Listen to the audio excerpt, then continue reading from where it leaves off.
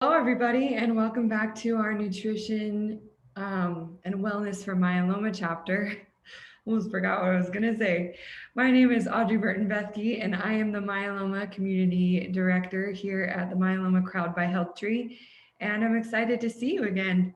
I wish I could see your faces, but I can see how many of you are here, and it just is really exciting. I'm going to start by sharing some slides and doing a couple announcements, and then I'll turn the time over to our featured speakers. Let's pull it up here.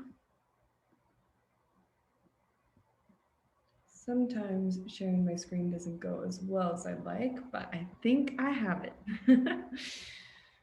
All right, so I'm excited to be here today with Jane Esselstyn and her husband, Brian. I'll be introducing them formally in just a moment. First, I'd like to thank our community event sponsors, Bristol Myers Squibb, Amgen Oncology, Karyopharm Therapeutics, AbbVie, Adaptive Biotechnologies, Genentech, Oncopeptides, and Takeda Oncology. So as you know, today's topic is the benefits of plant-based eating above and below the belt. Dr. Urvi Shah, who helped to launch this chapter and lead our first two meetings, reached out to the Esselstyn Foundation on our behalf to see if we could have somebody come and speak for us from their foundation. Just a bit of background, Jane's father, Dr. Caldwell Esselstyn, is an advocate for preventing and reversing heart disease through plant-based eating, and she has other family members as well who are public advocates for a plant-based diet. And so Dr. Urvi Shah got me in contact with Brian, and then I was talking to him, and he recommended that Jane come and speak to our group. And one of the reasons why is because Jane talks about all kinds of health, including below the belt, which isn't usually talked about. So I'm really excited to hear her presentation. She's very charismatic, and let me formally introduce her. Jane Esselstyn, RN, is a fresh and charismatic voice on the plant-based whole food diet. She brings her perspective and passion as a woman, nurse, and mother to creating on-ramps to the plant-based way of life. Jane is an avid and inventive designer of plant-based recipes and the co-author of the Prevent and Reverse Heart Disease Cookbook with her next door neighbor and mom, Anne. And she created the recipe section of Plant Strong and the Engine 2 7-Day Rescue by her brother, Rip Esselstyn. Jane presents her work, research, and recipes across the country. Her presentations, food demonstrations, samples, and food parties bring clarity and understanding and a can-do attitude to the power of plant-based eating. The Journal of Pediatrics recently published a study she worked on with the Cleveland Clinic. I just realized that might be in the way.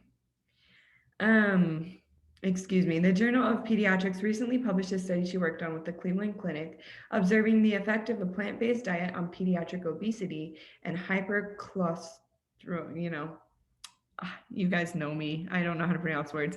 Hypochlorous. I'm going to let Jane describe that word. I practice these and it never works out for me. Jane met her husband and fellow educator Brian Hart while working as a field instructor for Outward Bound. They have 3 plant-based children. That's so exciting. Jane graduated from the University of Michigan, where she competed nationally as a recruited swimmer and rower and earned a BS in nursing from Kent State University. We're so excited for your presentation, and the time is now yours, Jane and Brian, to share with our group. We're really grateful to have you guys here. All right. You're on, Jane. Can you see me? Yes, we can. Yeah.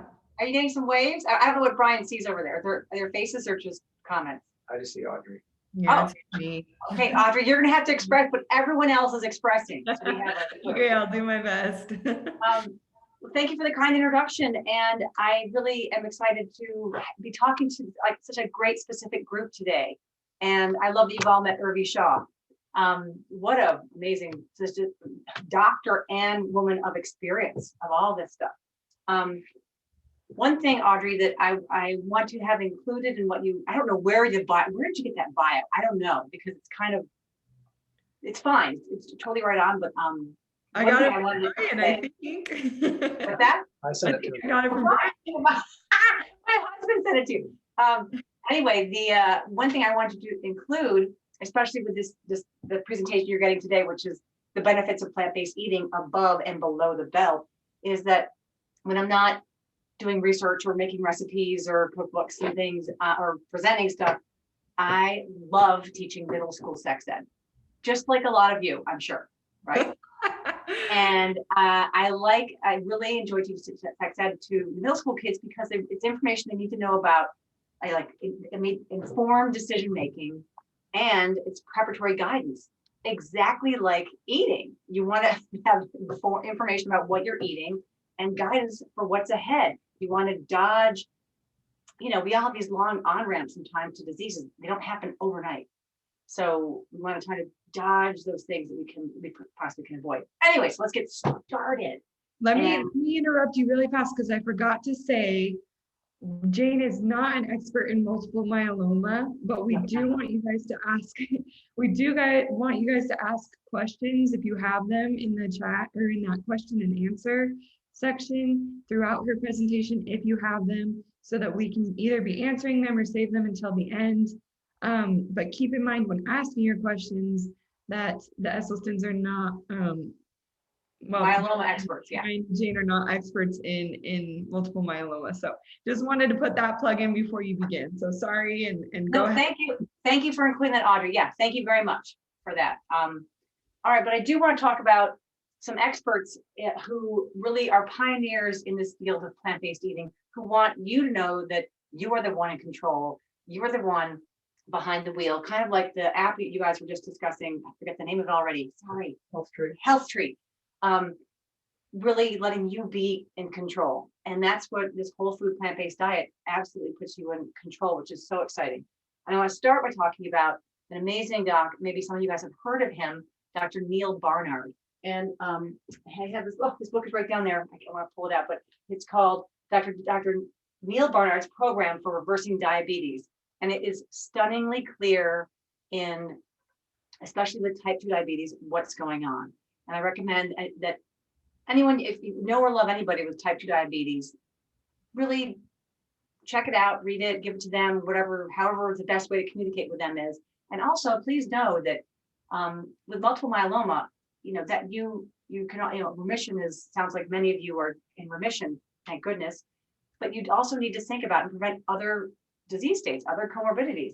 Mm-hmm. And I like to talk about diabetes right now, as I would talk about things with a middle school classroom. And that is often with props. And that's why you don't have a PowerPoint in front of you now, but you have me discussing it live with you, because people learn in different ways, different learning styles.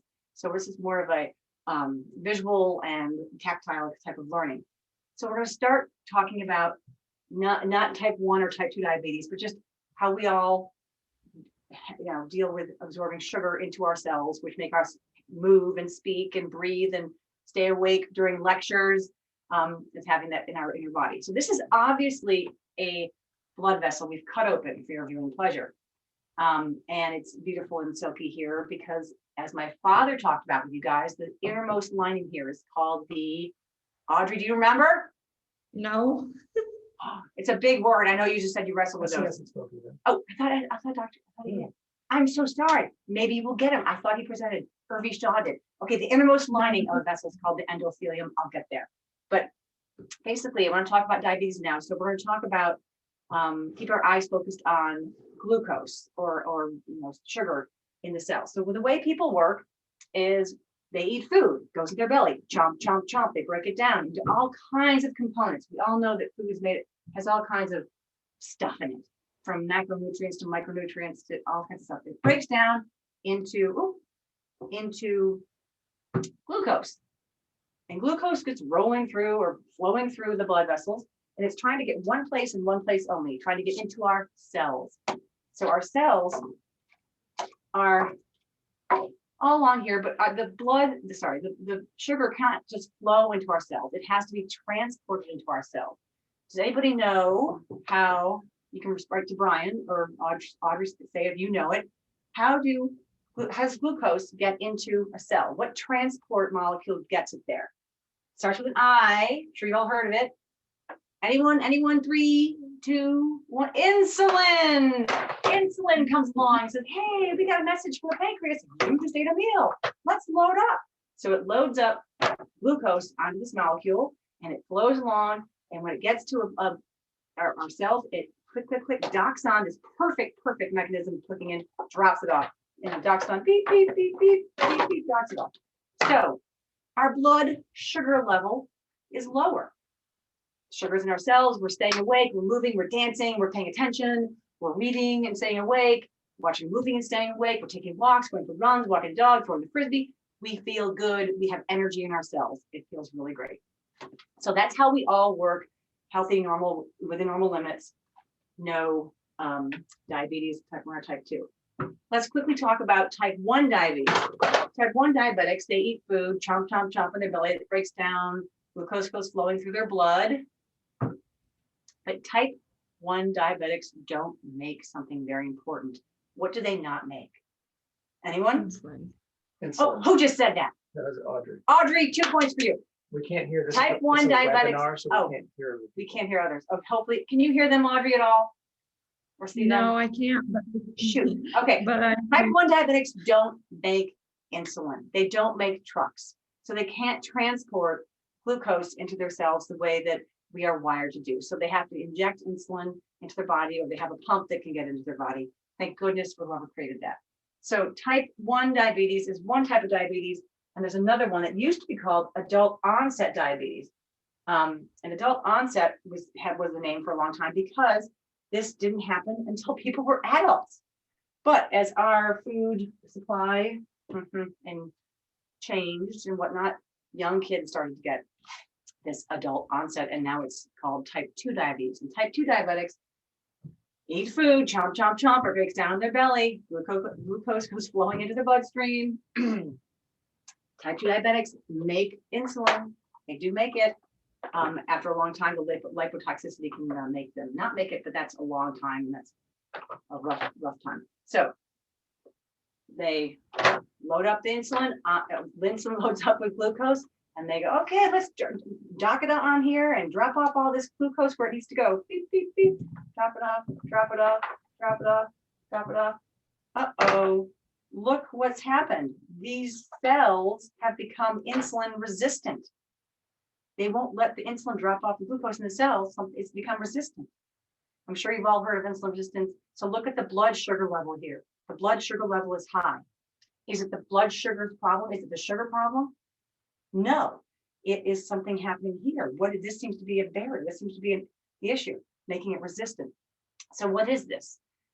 Audrey, this is one of the 2 fancy words I'm going to use today. This is intramyocellular lipid. Intra within myo, muscle, cellular lipid fat. So look, drilling down on what this truly is just that. It is the ways we put these extra lipids into our mouth. This is oil. So this is olive oil, virgin olive oil, extra virgin olive oil, extra virgin olive oil, canola oil, coconut oil. This is salad dressing with oil in it, or any food that's got oil in it or grease in it, any added oil to the food we put in our mouth. So just not adding oil. There is plenty of fat and plenty of oil, or I should say lipids, within food. Oats have fat, lemon has fat, broccoli has fat. There's fat in food in the amount in which we're supposed to consume it. Mother Nature nailed it. Okay, so this is intramuscular lipids is made up of oil. It's made up of dairy. Dairy is, it's made to make a baby cow gain 60 pounds in 6 weeks. And it's just a metabolic overload for us. And our body just goes and gets inflamed. And as we all know, inflammation calls in our white blood cells. And we don't want to get them worried and inflamed. We don't want those things to be healthy, especially with myeloma. So this is milk and cheese and butter and cream and sour cream and coffee creamer, that little bit of half and half in your coffee. It's yogurt. It's extra virgin Greek yogurt, ice cream. You know what I mean. Any kind of dairy sneaks in all kinds of places these days. But staying off dairy, you're staying off inflammation. We are not wired to drink another mammal's baby juice. A really gross way to say it. But that's how a sex educator is going to say it. So no oil, no dairy, and meat. I mean any kind of flesh. We are mammals, animals, and every single one of our cells, the building blocks of those cells are cholesterol, and we have a lipid bilayer around our cells. So there's in every cell you eat, if any animal, whether it's the breast milk of an animal, or if it's secretion from the animal, or if it's the animal itself, its flesh, you're eating this oil, grease, meat. So greasy, meaty, cheesy things. So this was chicken, turkey, duck, shrimp,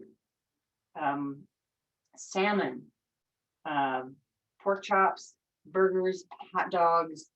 What am I forgetting here? Cold cuts, bacon, all that stuff. We're not eating anymore. And this is the hardest category, I think, of all. I mean, yes, people can understand to not have a lot of oil and just eliminate oil if possible. No dairy, that's easy. Just pretend you're lactose intolerant. No meat, you're vegetarian. This is tough. This is processed food that we think makes our life easier, like a bag of chips. It's just grease. If that bag was made of paper, you wouldn't eat it. It would be so flammable and greasy. You go, oh, what's in there? Chips and Doritos, burritos, Fritos, all those things. Chex Mix. You know, there's that bag of aisle of chips. It's all shiny and crispy because it's so greasy. Coconut oil. And the coconut oil in things like Beyond Burger, Impossible Burger, all these things are made with such saturated fat. Coconut oil, all the oils used in those items, we would never suggest for our heart disease patients or people with diabetes or anything trying to lose weight, because they're so inflammatory and just coat up all your receptors. And this is thing like just junk food in a vending machine. People think, oh, I want to just take a quick bar to eat for lunch. You have to open that bar and peel the layer off to eat it. Same thing with a banana, but it's just got all the good things in there. There's phytonutrients, all these great glucose and water, and it's individually wrapped and packaged, and it creates no waste for our land or oceans. And I first processing, already made, you name it. It's probably not good. Just produce section is the best place to be. All right. So this person has decided to go on a whole food plant-based diet, eating no dairy, no meat. They're not adding oil to their food, and they're staying, junk food, processed food, no longer around. So what's happening to them? Well, it's pretty amazing. They're when they eat a meal, suddenly their insulin has no problem dropping off the glucose in the cells. So their blood sugar level is normalizing. It's coming down to the normal levels. They feel good. They have more energy, and the more glucose you have in your cells, the better you feel, more energy you have, and the more sort of energy you have to burn off too. So getting all this stuff, this hair out of the drain, the leaves out of the gutter, will normalize things. It is not a sugar problem. It's not a fruit problem. It's not a problem with any of the food you're eating. It's a problem with the sugar in the food you're eating, naturally occurring sugar. It's a problem with the added fats and the dairy and the meat. So I hope you guys followed that. The best way to talk about this, understand this, is to tell someone you know and love. Use whatever props you have in your world, and it'll the teacher may want you to do that, wants you to teach also. So the next person I'd like to talk about with you guys is Dr. Colin Campbell. And Colin Campbell is out of Cornell. And where's the China study? Where's the China study? Here it is. China study by Dr. Colin Campbell is an amazing book. And it's the largest study done on humans ever. They just went to China, and because people don't move a lot out of their counties and sort of the province in China. So you're able to look at the food they eat and see what diseases happen where. Anyway, read the book. It's amazing. It's got so much data. If you can handle that, if you're not big on data and stuff, here comes some cliff notes. So what he did is he started to be fascinated by what he was coming up against, and that was this evidence that protein was linked to cancer. And he decided to test this out. So he took in a population of rats and they injected them with aflatoxin. And so if in other words, if this population was introduced to the right environment, it would promote growth of cancer with this aflatoxin in there. So he took this population of rats and he fed them 5% animal protein. And you know what happened? Nothing. He increased it up to 20% animal protein. And you know what happened? They all grew tumors. And a rat only lives for about 2 years. So they all grew tumors and they were on their way to die of these tumors. But he decided to look at something else. He said, okay, let's draw a line in the sand and let's test out plant protein. Notice the different color here. Green, plants. So he took the same population of rats and he injected with aflatoxin, and he fed this group 5% plant protein. And you know what happened? Nothing. He increased it to 20% plant protein. And you know what happened? Nothing. This and this are statistically significant and different. So I know as a woman of 55, all my friends are worried about not if, but when they're going to get breast cancer. Now, I want to say to them is this, because what's happened is Colin Campbell took these rats who had tumors growing, and he crossed the line here, and he put them over in the plant eating zone, and you know what happened? He turned off the growth of the cancer. And he turned it back on and turned it off. He did the same thing with this. He took the rats over here on this diet, crossed the line here, gave them the animal-based protein, and he turned it on and then turned it off and turned it on and turned it off. So this is pretty powerful stuff. One thing I want to talk to you also about is research. Every year I host an annual conference. It's how I actually met Urvi Shaw. She came to present at my conference last year, along with Dr. Christy Funk, who has a wonderful book called Breasts, the Owner's Manual. And she's standing there like this in the front of her book. So funny. Dr. Christy Funk, I'm going to read the exact quote here that I love. She said, estrogen feeds and fuels the majority of breast cancer cells, about 80%. And there's two kinds of receptors on our breasts. And the reason I'm talking about this is because it has to do with plants in a second. There's two receptors on the breast. There's an alpha receptor. Oh, Brian, can you write these 2 blue cups? I'm so sorry. I'm so glad I'm home because I need these 2 little. Don't worry, running. He'll be right back with my prop. I can't believe I forgot it. Alpha receptors are in our breast, and there's beta receptors, and the blue beta receptors are coming in a hot second from Brian. Sorry. And so the alpha receptors respond to estrogens from our hormones, and from some foods we eat, and also our excess body weight can also release estrogens into our bloodstream. And these receptors, when they're engaged with estrogen, kind of like this is estrogen floating around in our bloodstream. This, when they're engaged in these receptors, thank you, Brian, this encourages the tumors of the breast. So estrogen, we love it. You know, it makes us be females, it makes us be women, makes us curvy and lovely and fertile and everything while we have that. And then we don't love estrogen later on in life, especially because things grow. And like I said, these are engaged with these alpha receptors, this estrogen. This can promote tumors of the breast. Now, the beta receptors are a little bit different. Beta receptors respond to phytoestrogens, and phytoestrogens are plant sources of estrogens like soy. Here's a list: soy, edamame, tempeh, tofu, soy milk, flax seeds, sesame seeds, wheat, barley. And when phytoestrogens land on our beta receptors, something else happens. So phytoestrogens, we get them in our body from consuming them in plant-based foods. And phytoestrogens are not just soy. Everyone thinks soy is the bad boy. It's fine. So the most current research is saying this. So this is phytoestrogen. It's different than estrogen. And when phytoestrogens land on our beta receptors, they do something amazing. They sort of protect and block the alpha receptors from being able to engage with estrogen. So it floats along. So this is protective and reduces the risk of making tumors of the breast. So in this way, plants are quite protective here. Plants have so many ways of being protected in our bodies and not inflaming us, whereas animal products seem to do that. Okay, my mind's flooding with comments from other doctors like the head of the conference, American College of Cardiology, who just thinks that heme iron from animals' blood is the most inflammatory thing, and he's not into that at all. But I want to stick with my PowerPoint for you guys here today. So, next thing one person I want to talk about is Dr. Esselstyn. He is my father, so I'm going to call him my dad because it's easier to say my dad than Dr. Esselstyn for the next few minutes.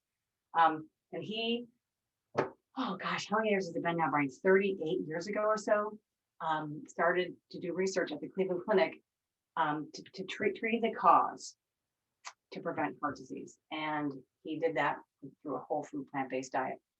The same guidelines we talked about before for reversing type 2 diabetes.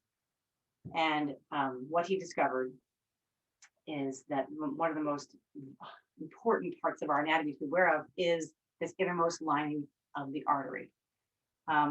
Audrey, what did we call this innermost lining of the artery? Do you remember?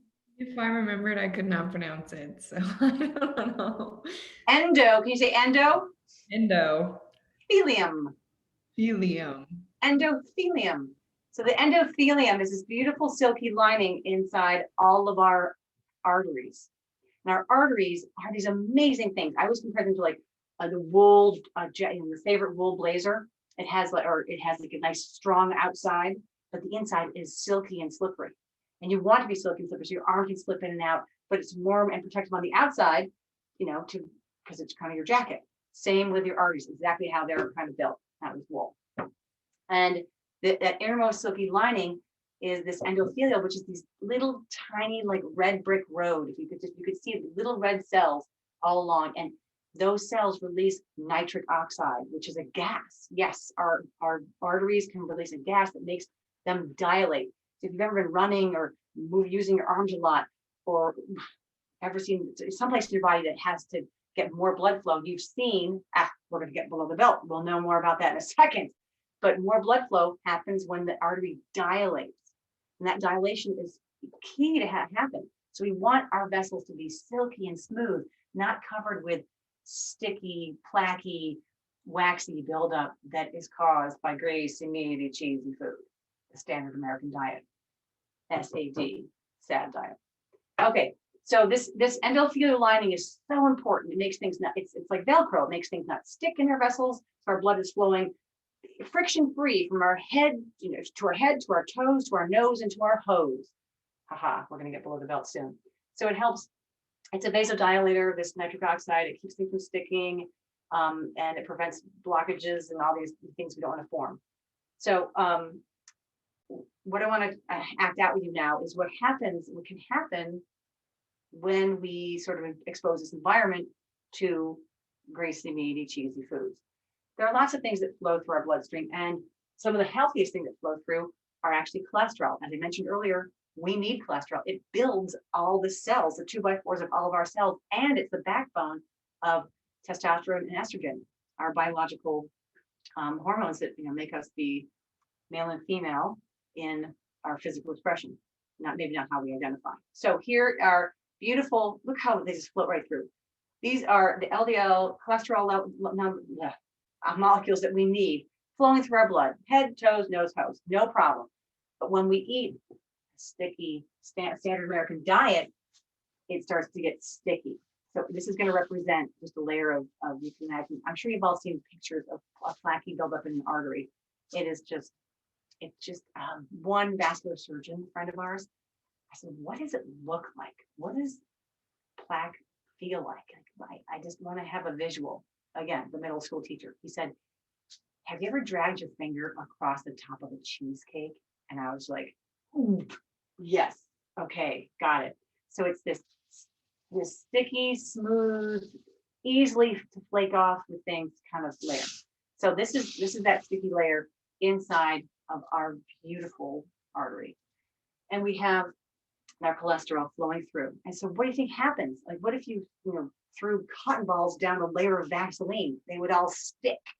So that's what's happening to these fluffy, puffy cholesterol molecules. They suddenly become not fluffy and puffy, but they become small and dense and hard as the blood is flowing each beat of the heart, blood is flowing head to the head, toes, nose, hose, and you're just getting tumbled in, caught in here.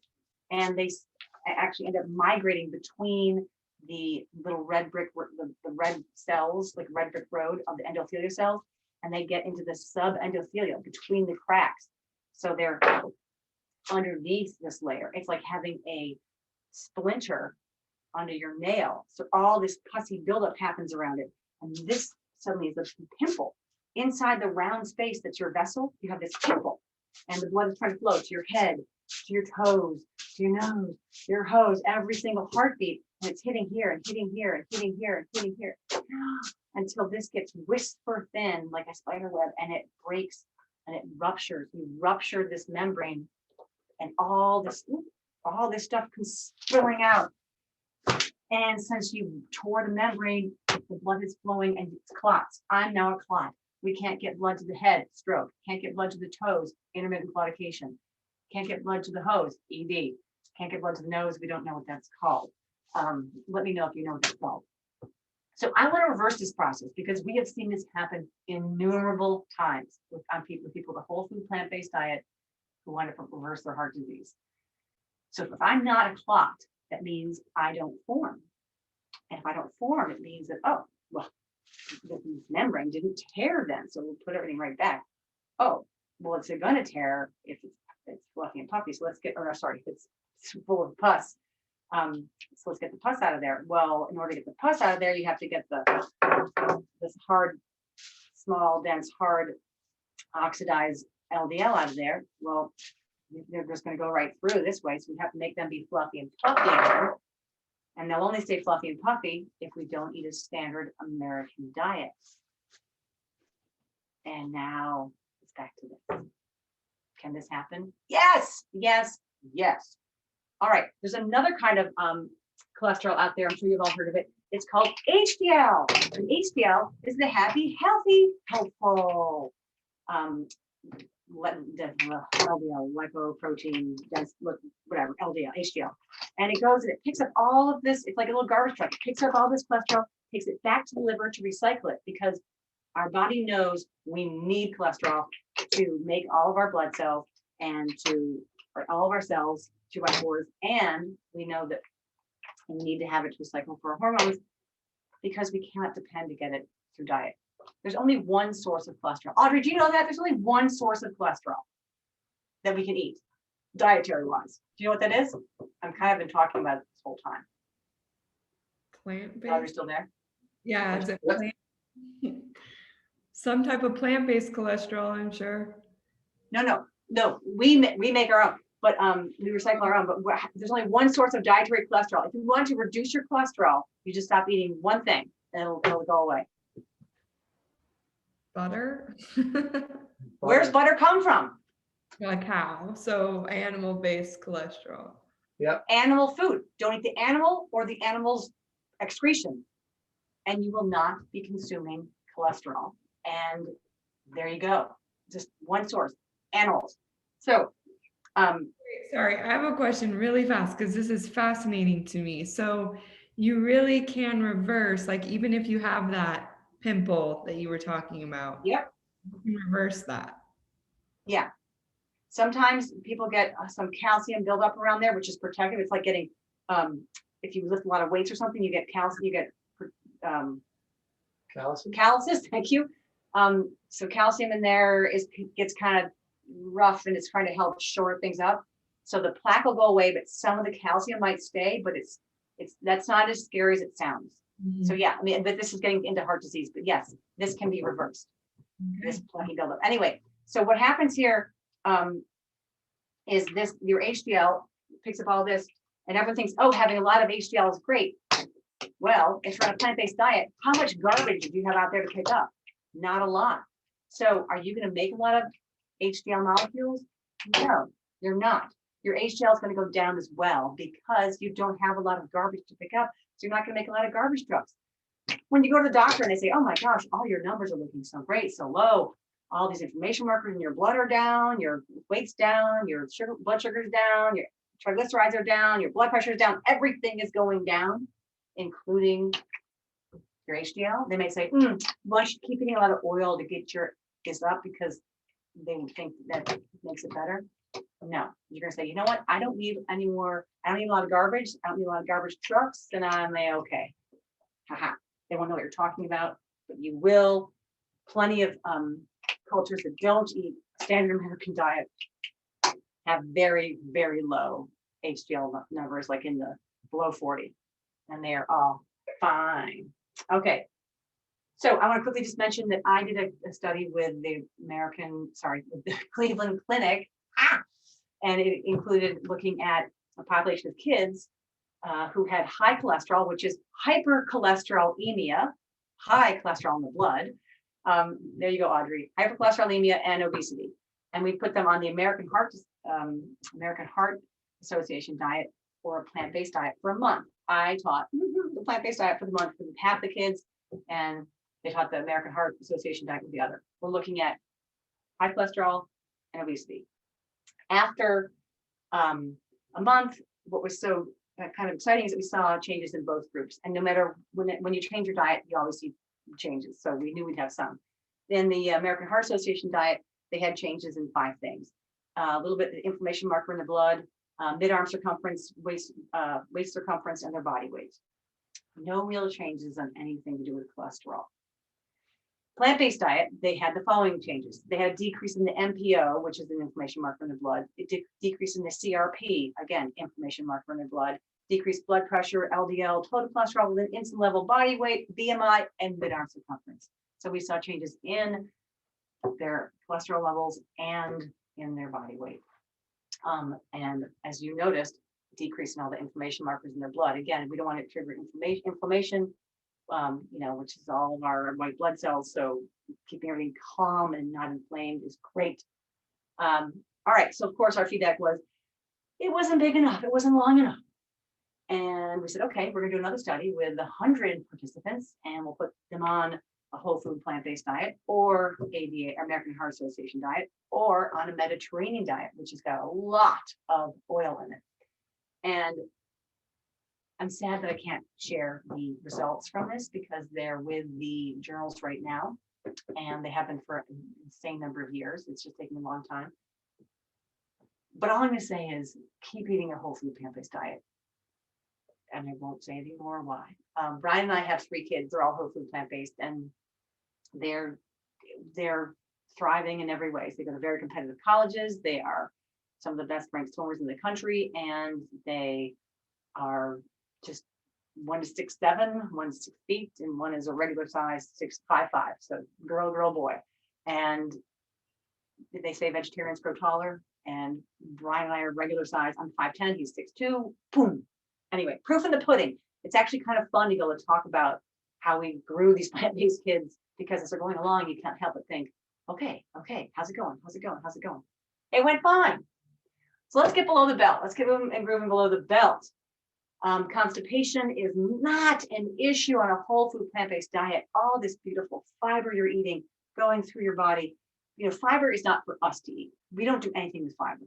Fiber is for our microbiome. And it's for all the lining in our intestines. And it just throws everything, takes what it needs, and it throws everything through. All our microbes and our bacteria in our intestines, or in our colon especially, love fiber. And fiber is only found in plants. Animals have bones to hold them up. Plants have fiber to hold them up. So things like celery, asparagus, oats, greens, berries, fruit, all these things are just fibrous, so good for our body. Brown rice, not white rice, brown rice. White rices have the bran stripped off of it.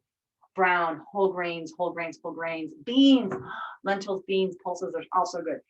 All that fiber stuff feeds your microbiome, and your microbiome is your immune system's healthy core of our immune system. Dr. Robin Shipkin, the Microbiome Solution, stunning information about just with that, what I'm trying to talk about. She's written a number of books about it. This is her most recent book, and she just spoke at my conference on how to build a powerful immune system 3 weeks ago, and it was stunning. I highly recommend the Microbiome Solution by Dr. Robin Shipkin. Okay, so constipation not an issue, and a healthier microbiome not an absolute enhancement, I should say. next thing I want to talk about, and I want to show you my slide. Can they see that, Brian? Yep. Erectile dysfunction. And being a middle school sex ed teacher, everybody watches their football games and whatnot on the weekends. They come out of school and they're like, what was up with all that stuff about Viagra and Cialis? Oh, Viagra and Cialis. Your parents didn't talk to you about it? Like, no, they left the room. So I talk with kids about this stuff, and I'm going to talk to you guys about it sort of in a similar way as I do the kids. Obviously a little bit different because you're a more adult audience. I'm assuming, Audrey, are these guys adults-ish? Yes, very much so. Okay, great. So let's talk quickly about some of the male anatomy. The penile artery, the artery that leads to the penis, is about the size of a coffee stir. You know, coffee stir, those thin things, they're about 1 millimeter wide. If you've ever tried to drink out of a coffee stir, you know, it is so hard. Not a lot of fluid can get through there. It's tiny. That's the size of the artery down there. Yes, it can dilate some, but it's amazing how small it is in comparison to the arteries on the heart, which are like, it's like a big Starbucks straw, you know, no problem, good flow. And if there's an issue with someone having erectile dysfunction, this could be like the canary in the trousers. Like it could be the warning system of what's below. And please get your heart and your vascular system checked out and immediately start a whole food plant-based diet, says the nurse who's not allowed to prescribe. Okay, but what's really exciting, remember about the penile artery and all arteries is that the lining, Audrey, what's this word called? The lining of the artery is the endo. Is Audrey there? Yep. I don't remember. Endothelium. It sounds like thelium. The endothelium lining in that penile artery is lined with endothelium, and endothelium can release, what can it release, Audrey? This is the quiz. Nitric oxide, right. So the lining of the arteries has the little red bricks that release the nitric oxide, which makes it dilate. So the reason, here we go. Let's just act it out. Let's act it out. This is the penile artery. This is the penile vein. I don't have a third hand. You guys, please imagine the penis right here. So we're gonna have a scenario here. This person is a college student. I'm gonna make this couple heterosexual. Please, whoever your partner is, whoever you love, go with your intimacy, go with love, go with connection. But this person is just gonna be heterosexual. Just the majority of the world is, and that's here we go. So this is the penile artery, penile vein. And these are wrapped together in like a biological saran wrap.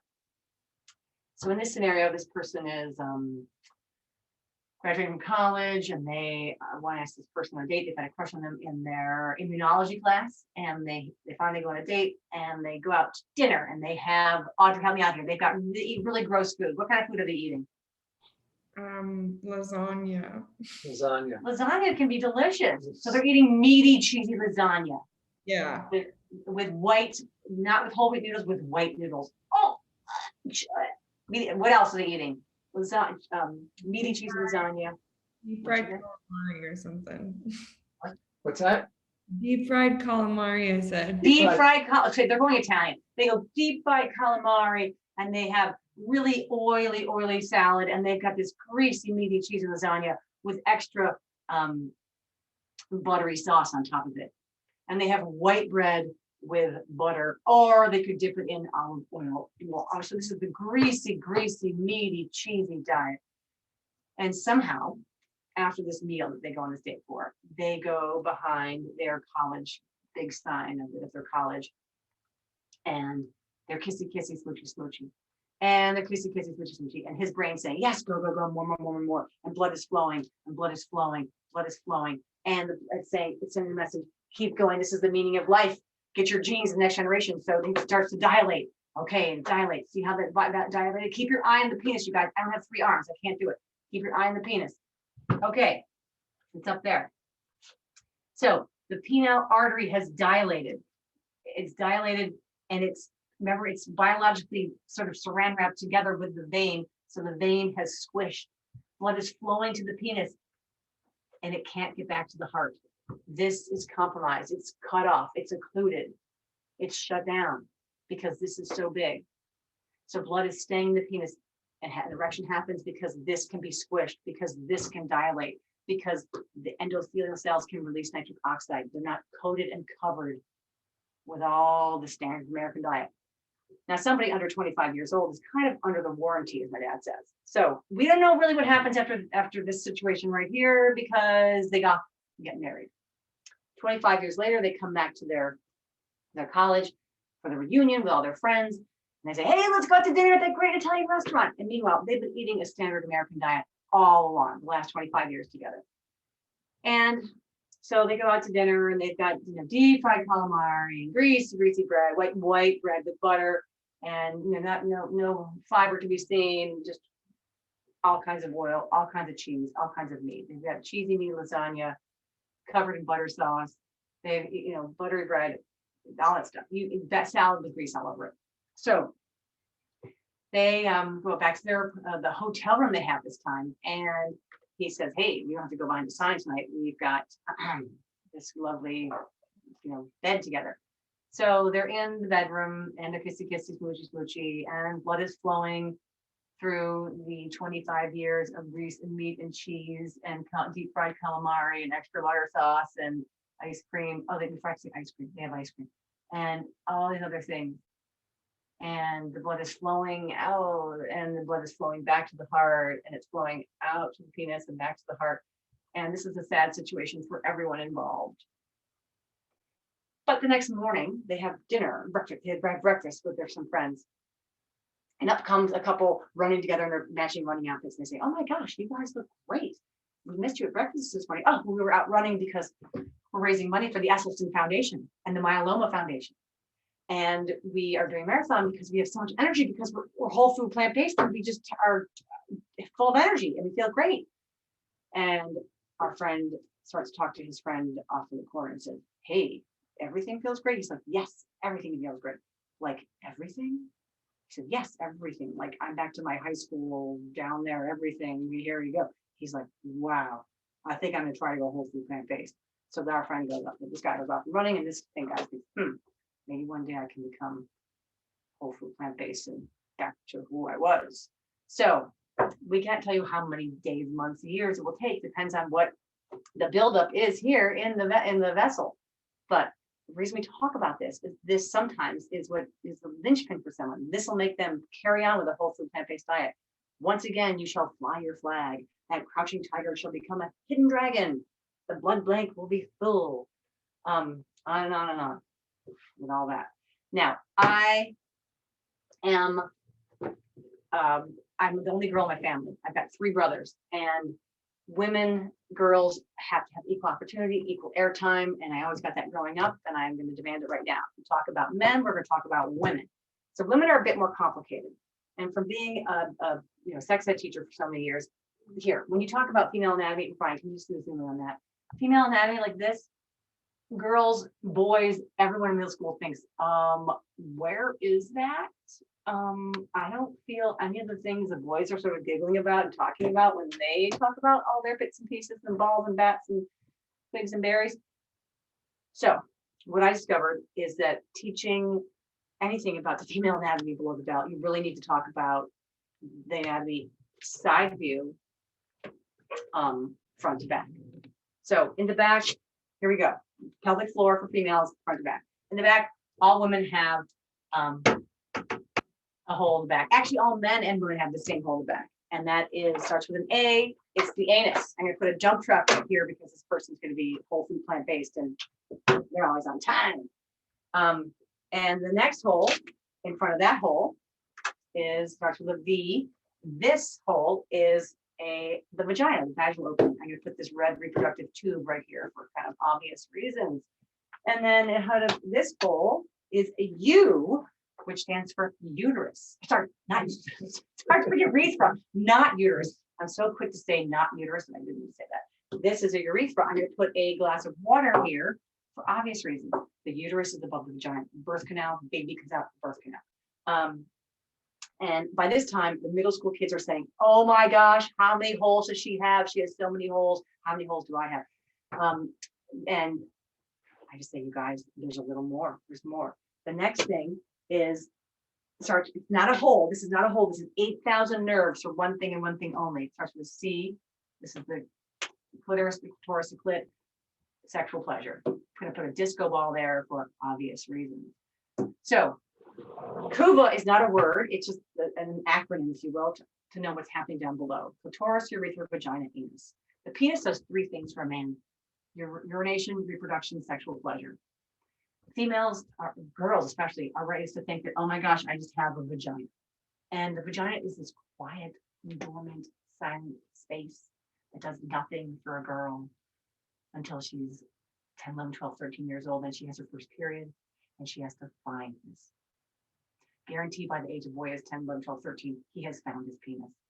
So urination, reproduction, sexual pleasure happens here. When you're in the vulva, she's more divided and specialized as a man. He's got a one unit, she's got all this. Everyone is wired the same way. And if we knew this from the start, if our boys and our girls all knew this from the start, I think the world would be a little bit of more of a peaceful place. If everyone knew what they were kind of shooting for or capable of. I'm getting carried away with my sex ed right here, if you can't tell. So let me just say, this is the lovely person on the date with our man. And this is Harry Potter version of blood flow. So she is, she's all, the recycling's out. She has her outfit ready for tomorrow. The cat is asleep. The dog's in the garage. Everything. She needs to be a little bit more organized, maybe to be able to feel game on. But game's on. Kissy, kissy, smoochy, smoochy. Blood is flowing for her. Blood flows down here. And a little bit of engorgement happens here in her clitoris. It's kind of like the iceberg coming out of the water. A little bit of engorgement happens here, but not, but more is happening underneath, inside her pelvis. So men and women are kind of made the same Legos, the same parts and pieces. Like men have nipples. Why? There you go. We're all made of the same bits and pieces in utero. So the shaft of the penis, which is the corpus cavernosa, the two shafts along the penis actually is not just round. It's got two main like shafts to it. Those corpus cavernosa tissue are right here, up, going left and right, side by side, like two bunny ears. They come up here and they wrap around the vaginal space like a hippie hugging a tree. So all this blood is flowing. The longer she's aroused. Yes, I have to define foreplay to kids sometimes. Anyway, so this arousal happens and this blood is flowing. And what's happening with females is the blood flowing here around the vaginal space makes lubrication. Lubrication for females is made up of mostly plasma and lady chemicals. So lubrication is her sign for readiness. Erection is his sign for readiness. And having a whole food plant-based diet helps open up all these little wee capillaries for that blood flow to be richer in this environment, along with lady chemicals. Like sometimes little hormone might be needed for the thinning wall, or pain happens with intercourse for people who are in menopause. So increased blood flow, increased lubrication, better body image from being a whole food plant-based diet, great sense of control. I want to read you two testimonials from women because we get this stuff all the time. Not just the men, hey, I'm my anaconda or whatever. They get crazy emails, but the women, here are two emails from women. One says, I'm sorry to make this R-rated, but I have to tell you, I've been on plant-based eating for 11 months now, and I'm 100 pounds lighter. I'm 69 years old, and I have not had sex for years with my husband. The last month, I just can't get enough of him. The blood flow has reached new and exciting places. This is like getting married all over again. Thank you for all your work. The next person said, this is a 60-year-old woman who she has not had a partner since she was plant-based for 3 years. But then, I share this with you, and you need to tell others. I had the most profound sexual experience of my life after being on a whole food plant-based diet for 3 years, along with lots of exercise and yoga. My body has never been as fit, my mind is sharp, or my pleasure so mind-blowing, like multiple times over and over again, mind-blowing. Please, she said, I'll take more of that, please. Please tell everyone. Okay, so what are these guidelines? Once again, our guidelines are no meat, no dairy, no added oil to your food, and minimal salt, minimal sweet. We need a little bit of salt, a little bit of sweet. We use maple syrup if we need it to make things palatable. So eat plants, give plants a chance, and you will dance, dance, dance. Okay, I think I'm done. I might spend time. Have I gone over, Brian? You're just about right. Okay. Well, any questions or comments? I would love to take them, send them to Andrea, or if we can get them to Brian somehow. I'm not sure how the backside of it is working there, but thank you very much. Yeah, thank you, Jane. That was amazing. It was so fun, and I loved the interactive props and being able to understand things. And I'm gonna leave Kuba right here for your viewing pleasure. Thank you. So we have any more questions? We have a couple more minutes, so you're welcome to enter them into the question and answers. I saw that Brian has been answering them as we've been going. Super, Allison says, super informative and thoroughly entertaining. You were such a good sport, Audrey. Thank you, Allison. It's good to hear from you, and forgive me for not, you know. Recommendations for alternatives to olive oil. You use nothing at all. Exactly. It shouldn't be there in the first place. Repeat the question. Oh, sorry. Recommendations for using things besides olive oil. If you're using it in a salad dressing, just don't use it. We have a lovely salad dressing, and I don't want to be advertising our own books because this is a foundational talk, but there are many books out there, including some of ours, that have dressings with no oil. For example, our favorite is 3-2-1, 3 tablespoons of balsamic vinegar. And we don't just use balsamic vinegar from Costco or the grocery store. We go to those wonderful vinegar stores that sell these thicker, sweeter balsamics. Yes, they're more expensive, but how much was your bottle of olive oil? And how much did you use? And how dangerous is it for you to use that? So get some premium quality balsamic vinegar. 3 tablespoons balsamic vinegar, 2 tablespoons mustard, 1 tablespoon maple syrup. I actually don't even use the maple syrup in this when I have a really lovely balsamic. So in dressings, that's one way to not use olive oil. Cooking, there's no need to actually put it in the pan. It just makes cooking easier because things don't stick. Put an onion in the pan with nothing in it. You start to cook it, you have to stir it around. It'll start to brown if you want to brown it. If you're making Indian food or food where you don't need a browned caramelized onion, just turn it down to medium. Slowly let it get translucent with just the heat. There's so much water in an onion, it'll come out. Mushrooms, so much water in mushrooms, they just cook right down. Things like garlic that don't have a lot of water in them, you have to put that in with the onion or with the mushrooms or with the zucchini. And before you know it, I mean, things aren't going to taste the same. They don't have that feeling of chapstick covering everything. They don't feel like they've been coated in sunscreen, which I say this in a very negative way because I want you to not coat everything in olive oil. Just get it out of your life. Everything in your body will start to drop off. Your energy level will raise up. Your blood lipids will go down. Energy will go up. It's really kind of an exciting change. Great question. So I have a question. While we have a couple more questions coming in, I'm sure. When did you start this diet personally? I went vegetarian when I was 15, actually. Sort of randomly. I never liked meat, which is a total, I mean, how lucky was that? But the no dairy, no added oil came on, in the years to come. So we've been using this way, Brian, we've been married for almost 25 years, 24 years. And we've eaten this way, and I ate this way well before meeting Brian. So, and my parents since 85, 95, 05, yeah, 36 years. I've been like probably 35 years. Wow, that's amazing. I have 3 kids, healthy.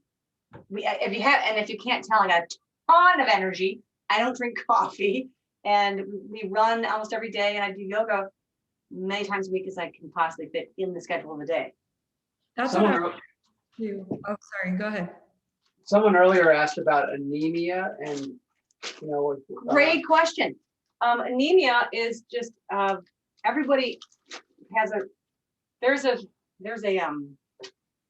like any scale of like a blood sugar level. Some hospitals say, oh, between 70 and 110. I've heard other hospitals be like, up to here to here or down here to here. So it's kind of arbitrary. Anemia levels are interesting. And I know I run anemic, but I don't behave anemic. And I everything about me and my blood tests and things in my pregnancy is healthy.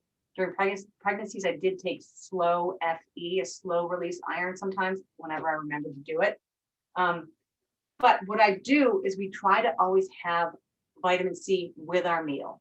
So whatever we're eating, because there's iron in almost all the food we eat, but it's non-heme iron. It's not blood-based iron. And if you eat vitamin C with it, it mobilizes the iron into your blood. Some people have a problem with having too much iron in the blood. So please know what you're dealing with before you start to try to get more iron in your blood. If anemia is your thing, then you know it. Aren't leafy greens especially full of like Everything, yeah. Non-heme, non-N-O-N, heme, H-E-M-E, iron is in all kinds of foods. but leafy greens especially, right? Well, leafy greens, it's not always, yeah, yes. It's, please look at a list of what you eat and you'll know what to do best with. Some people don't love greens. Please love greens. Do you recommend any supplements on a plant-based diet? Whole food plant-based diet is no different than another human diet. If you live in an area of the country where you don't get sun on your skin for at least 10 minutes a day, I'd say a vitamin D, D3, and because that's from the sun. It's nothing to do with plants or meat or dairy. I mean, they add D to milk. Milk does not come with D, they add it to there. They're now adding it to all the alternative non-dairy milks these days too, because they're getting so popular. So B, which comes from the sun, you get that, and B12, sorry, B12, which actually comes from microorganisms in the earth and I think water that we used to get when we were, ancient prehistoric or just cave people. We would drink water out of the stream, or we'd pull up grass and or whatever roots and we'd eat them and we have dirt on our fingers. That's where we would get it. But we are such a hygiene focused society. We don't get the B12 from the groundwater that we used to. Now we have to get it from other places. And people who don't eat meat, they say are at risk. But people who eat meat, you're simply getting it from the bacteria that grows outside the meat that's hanging. You're getting it because it's getting on the meat that you're eating. But most people are told that they need to take a B12. So we just take D and B12 when we remember. Supposedly your liver stores 6 years of B12 in it. So I'm not that worried. Anything for omega fatty acids? You're eating so many of the good food. You're eating so much. You're eating so much whole food, plant-based food. You're full of all this good stuff. Omega-3 is an interesting, people take these fish pills, but what fish pills fish oil is a fish swimming along eats all this seaweed. And that's where it's an essential fatty acid. It does not, you cannot make it. You have to get it from the ground. You have to get it from the earth or the bottom of the ocean, or whatever, rim of the ocean where the seaweed grows. So the fish eat all this seaweed and then they're full of omega-3s. Then we take the fish, kill them, squeeze them, and put the oil in a pill. So just skip the oil, the fat, the fish killing, and eat the greens from the ground. They're filled with omega-3s. Any other questions? Somebody asked about loving cruciferous vegetables, but they always use olive oil and red pepper flakes. Do you have any thoughts about how to prepare?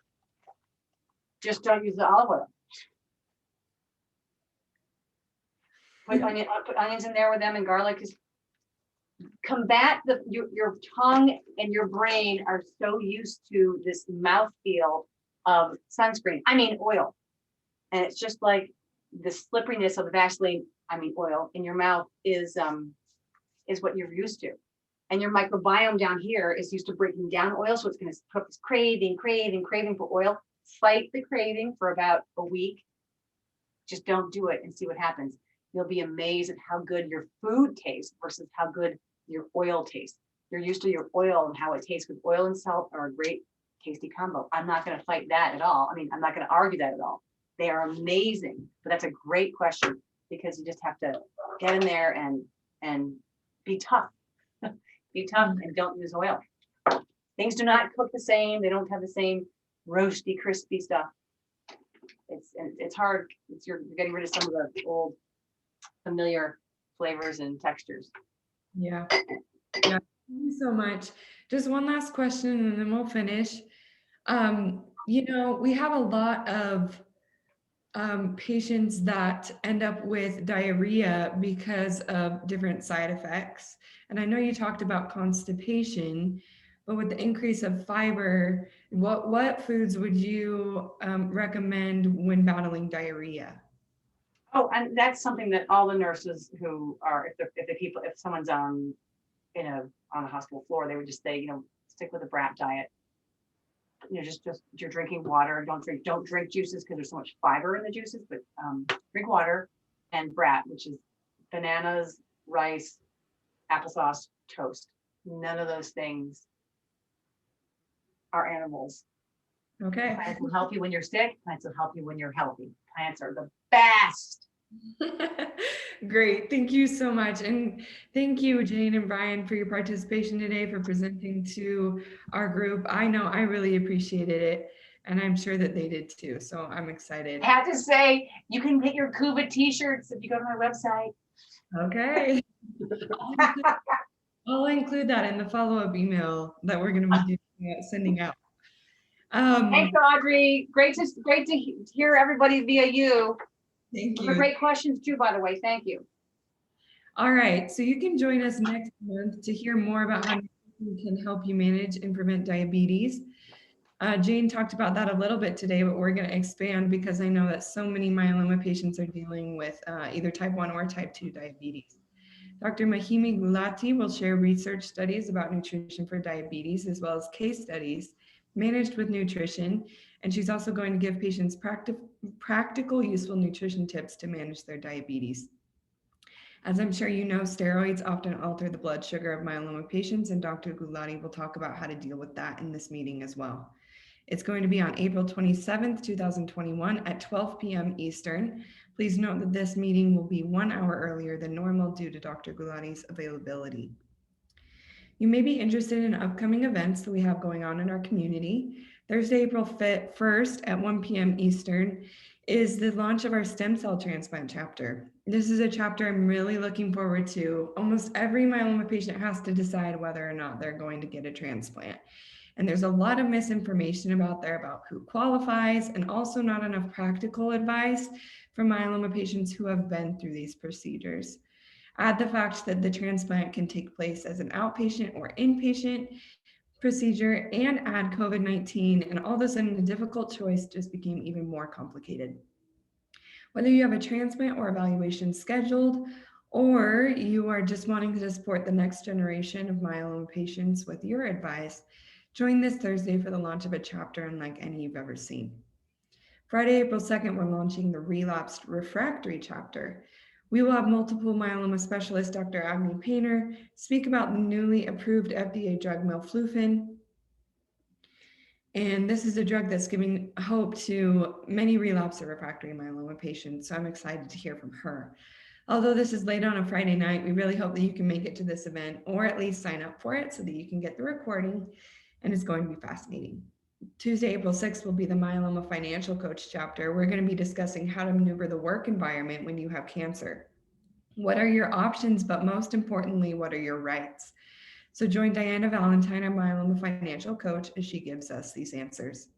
The link to sign up for any of these events and more events that I haven't mentioned can be found at the link at the bottom of this slide, which will be sent out to all registrants in about 24 hours. Another special thanks to our community event sponsors, Bristol Myers Squibb, Amgen Oncology, Karyopharm Therapeutics, AbbVie, Adaptive Biotechnologies, Genentech, Oncopeptides, and Takeda Oncology. And thank you for helping us grow this myeloma community. We appreciate each of you, and I really thank you for your time today. Thank you.